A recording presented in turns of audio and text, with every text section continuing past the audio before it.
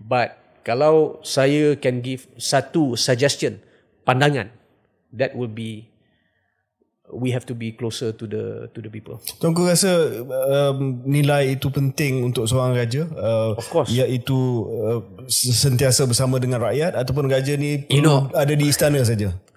Kebau Duli almarhum atuk saya used to say this. Tak semua yang pakai mahkota itu raja. I never understand that until tak semua yang pakai mahkota tak itu semua raja. yang ada mahkota atas kepala itu raja. Ya. Raja berdasarkan kepada tindakan-tindakan. Apa yang kita buat. Apa our sacrifices for the people. Turun lebih rapat lagi dengan rakyat. Has that sense of care.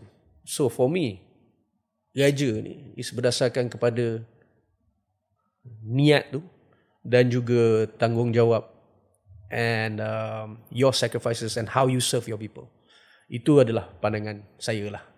Kalau duduk di istana je, then what, I mean, saya tak salahkan siapa-siapa kalau cakap kita tak relevan.